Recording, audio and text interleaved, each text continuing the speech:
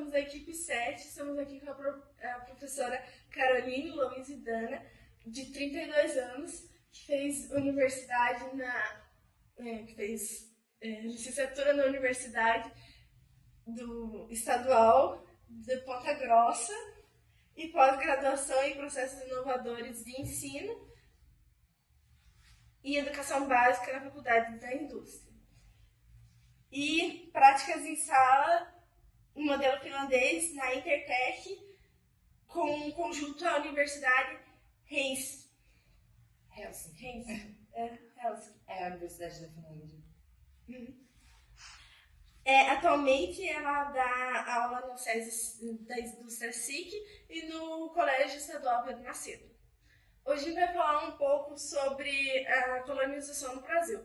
Aconteceu por meio de expedições marítimas, como o principal país ficou Portugal e Espanha, que começaram essas navegações.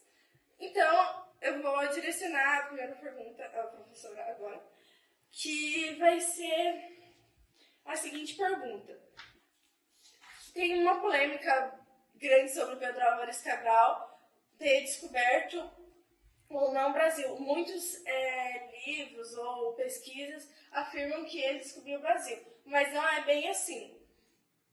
Por que você considera que ele não descobriu o Brasil? E basicamente. Tá. Hoje em dia a gente não utiliza a palavra descobrimento. A gente pode substituir ela por invasão ou conquista, né? Porque descobrimento ele passa a impressão de que foi uma coisa de opa, tropeçamos e encontramos esse local. E na verdade, quando a gente analisa documentos da época, a gente percebe que esse processo de grandes navegações ele foi um processo planejado. Então ele não aconteceu de uma hora para outra. Né? Então, além de tudo isso, na chegada dos portugueses aqui, nós já tínhamos os povos nativos que habitavam o local. Então, não foi algo novo, né, descoberto. É novo na perspectiva dos europeus, mas não novo no geral. Então, por isso a gente utiliza o termo conquista. Eles chegam até aqui, é um local que já havia pessoas morando, eles invadem esse território e eles conquistam. Então, a gente utiliza esses documentos. Existem documentos por volta de 1480, que já mostravam que os europeus, principalmente portugueses e espanhóis, já tinham um conhecimento da nossa região. Não é assim uma proporção correta, sabendo exatamente qual território era, mas eles já tinham noção que aqui não era a Índia, né, como era afirmado antigamente. Nesses documentos a gente percebe que eles já tinham tratados entre Portugal e Espanha, determinando espaços que cada um exploraria. Até porque o movimento de grandes navegações pelos portugueses começa em 1415 e eles só chegam aqui em 1500. Então, nesses mais de 80 anos, obviamente que eles vão conhecendo o oceano. Então, por conta disso, a gente não utiliza mais a palavra descobrimento. Agora eu vou passar a palavra para o nosso entrevistador, Pedro. Professor, como a mesma citou, os portugueses chegariam ao Brasil com um objetivo de invasão, com vários afincos, tanto a extração de recursos da terra, como até mesmo a exploração dos indígenas, enfim, isso é diverso. Mas, no começo, ao chegar no Brasil, verdadeiramente em 1500, com as expedições de Pedro Álvares Cabral, por que eu acho que eles tiveram um comportamento tímido durante essa invasão? Já que apenas em 1530 que começou realmente a exploração de todos os recursos das terras brasileiras.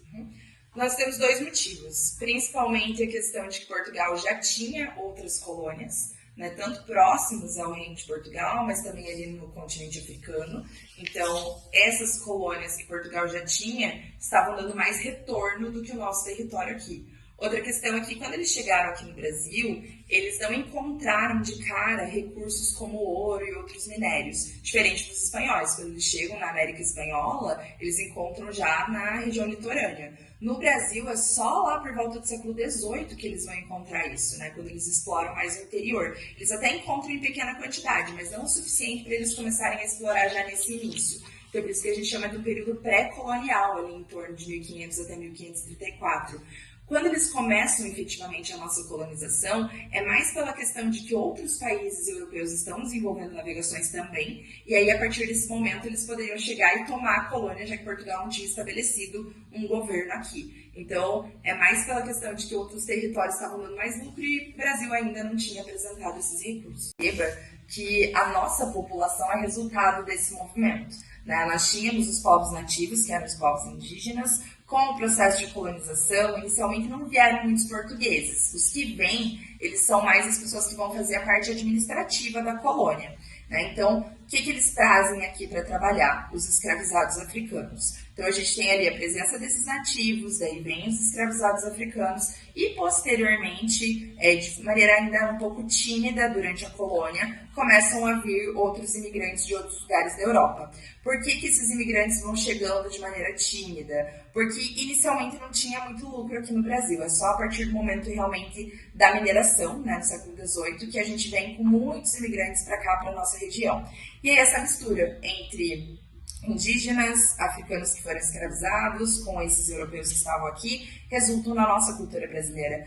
A gente tem muita coisa que é original do Brasil, mas que tem influência dessa mistura entre esses três povos. Então, quando a gente fala de culinária, de dança, de arte brasileira, é tudo uma mistura entre esses elementos. Não tem como a gente falar assim, isso daqui é só de tal região. Não, é tudo misturado mesmo em relação a essa presença dessas pessoas tão diferentes no nosso território. Bom, professor, partindo do período da escravidão, que surgiu muito antes da colonização e se estendeu até 1888, você considera que o período sombrio da escravidão influencia até hoje, até os dias de hoje, como uma forma da sociedade brasileira, que mesmo sendo um país forte de miscigenação, ainda é considerado um país racista? Com certeza. A presença da escravidão, ela, apesar, como você falou, terminou em 1888 no papel, na legislação, né? A gente sabe que até hoje existem casos de situações análogas à escravidão.